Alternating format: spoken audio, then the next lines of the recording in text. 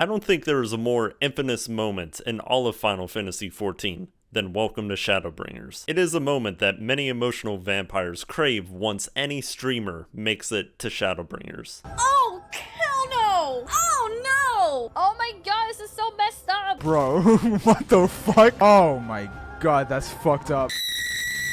That was fucking awful. That was awful. I haven't come across like a Final Fantasy game that went this dark before. Holy shit. But what makes this moment so memorable? And why does no other expansion have a Welcome to Stormblood or a Welcome to Heavensward? And as far as I can tell, it's still debated to what is the definitive Welcome to Endwalker moment. So let me go over what makes Welcome to Shadowbringers so great.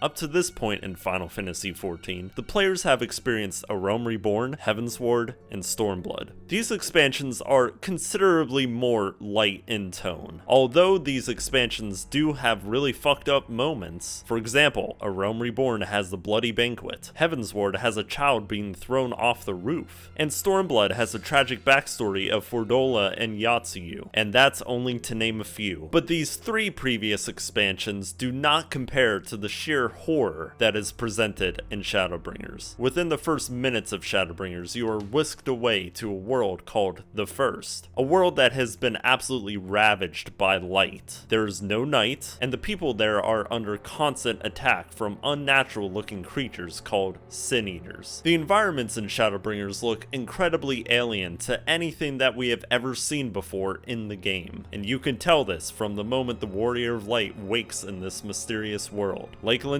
trees and grass being bright purple, the sky engulfed by blinding light, and the land looks like it had the color completely sucked out of it. The world called The First is the definition of a post-apocalyptic world, and up to this point in the game we have yet to see anything come close to this tone. The way the Sin Eaters are presented to the player is akin to how zombies are in your typical movie or comic book. If you are quote unquote bit by a Sin Eater, you will turn into one of them. This is a world that is near unsavable. The source, the planet you come from, your adventures there will be a lot more lighthearted in tone. And if somebody is about to meet their ultimate demise, the Warrior Light will quickly appear there to save the day. However, that won't be the case in The First.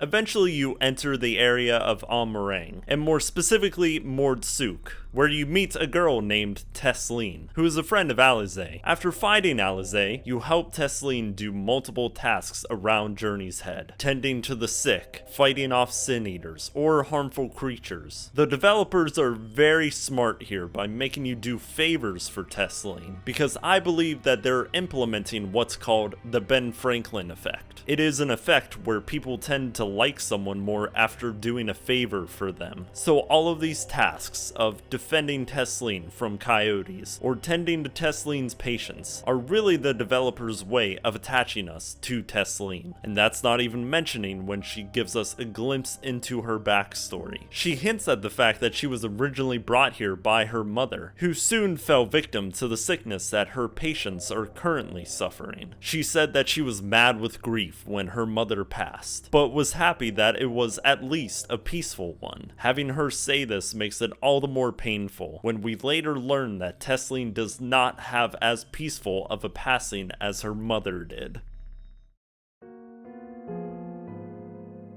Now there's one more piece of the puzzle that needs explaining before we start to analyze the scene, and that is Halric and the patients. Journey's Head is an area that is incredibly depressing. It is almost the equivalent of a hospice, where people go where they are infected by the light. They are slowly dying and will certainly be overtaken and transformed into a Sin Eater, living out their days in a vegetative state. Who really knows if they are fully aware of what's going on around them? One of the more important important patients for Tesleen is Halric, a little boy who is furthest along in the process of turning. Tesleen tells us and Alize to fetch a nectarine, Halric's favorite fruit. It is later revealed that to prevent the infected from turning into a sin eater, the patients will eventually be given their favorite fruit mixed with poison, ending their life before the unthinkable could happen. However, at last minute, Tesleen and the others decide to not give Halric the nectarine just yet. Tesleen later admits that she hates ending her patients' lives, which is, of course, very understandable. It is soon thereafter that Halric goes missing from Journey's head, and is nowhere to be found. After a little bit of searching, we finally find Halric. This then starts the scene that would forever change the perception of Shadowbringers. There it is!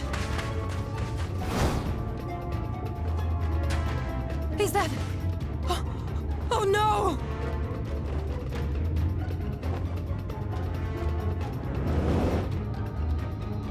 Halric!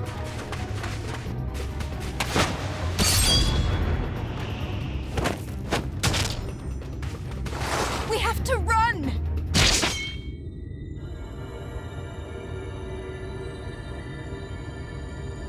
Tesleen! No!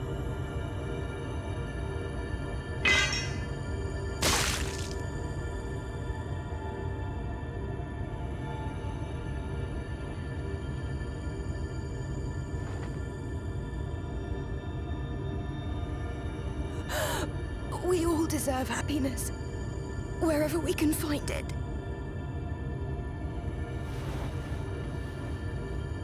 The time left to you is precious.